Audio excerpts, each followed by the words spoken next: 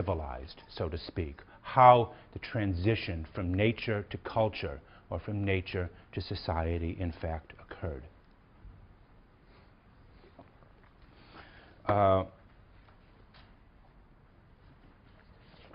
In one sense,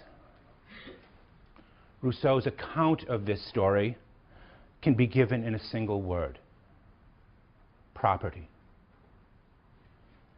The first sentence of part 2 of the discourse reads as follows. The first person who, having enclosed a piece of land, took it into his head to say, "This is mine," and found people simple enough to believe him, was the true founder of civil society. Locke would certainly agree in some respects, but Rousseau continues as follows. What crimes, wars, murders, what miseries and horrors would the human race have been spared had someone pulled up the stakes or filled in the ditch and cried out to his fellow men, "Do not listen to this impostor. You are lost if you forget that the fruits of the earth belong to all and the earth to no one." There you see in a germ, in many ways, his repudiation of Locke. Rousseau was not a communist, although this sounds very much, in some respects, like Karl Marx. He was not a communist. He did not feel it was either, again, possible or desirable to do away with private property or to collectivize property in the manner of a Plato or a Marx. But there is no one of whom I am aware who is a more acute observer of the ills of class and the effects of private property than Rousseau. He believed that there was something deeply wrong with the conception of government as the protector of private property that intervenes as little as necessary with the affairs of individuals, leaving them simply free to pursue life, liberty, and estate as they would see fit. Rousseau, in many ways, points back to an older, you might say, classical conception of government, of the ancient polis, an ancient republic, one for which politics had the task, among other things, of supervising the pursuit and acquisition of property, mitigating the harshest effects of economic inequalities. And in a single sentence from Rousseau's first discourse, the discourse on the arts and sciences, in many ways says it all. Ancient politicians, he wrote, spoke only about morals and virtues. Ours speak only of commerce and money. That was Rousseau's complaint. No talk any longer of civic virtue and citizenship. Locke's view, recall from just a couple of days ago, is that the emancipation of acquisition makes everyone better. In Locke's famous formula, a day laborer in England is housed, clothed, and fed better than a king of the Americas. And Rousseau believed that from a strictly, you might say, economic point of view, there is certainly a lot of truth to this. But he also realized that from the economic point of view, or that the economic point of view barely began to scratch the surface of things. Rousseau is far more impressed, you might say, by the proud dignity and independence of the native American king than with all the luxuries and conveniences that have made European kings and even some European day laborers soft and dependent in his word. Rousseau is deeply impressed, and again you see this in his footnotes, with the kind of unassimilable character of native peoples, Icelanders, Greenlanders, Hottentots, he writes, all of their refusal to assimilate in many ways to European religion and custom.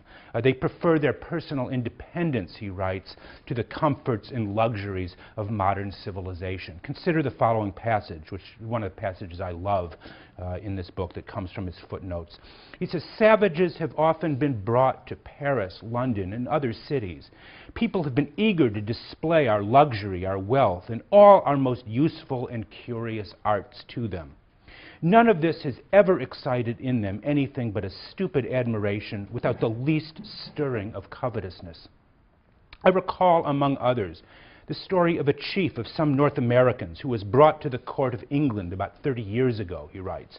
1,000 things were made to pass before his eyes in an attempt to give him some present that could please him, but nothing was found about which he seemed to care. Our weapons seemed heavy and cumbersome to him. Our shoes hurt his feet. Our clothes restricted him. He rejected everything. Finally, it was noticed that having taken a wool blanket, he seemed to take some pleasure in wrapping it around his shoulders. You will agree, at least, someone immediately said to him, on the usefulness of this furnishing. Yes, he replies, this seems to be nearly as good as an animal skin. However, Rousseau says he would not have said that had he worn both of them in the rain. And there's kind of Rousseau's sense of the virtue, again, the proud independence of the native, of the sauvage, as he calls him, to the decadence, the corruptness, the softness of the modern European. Rousseau's assertion that market economies and the governments that protect them do, in a sense, make all people better off.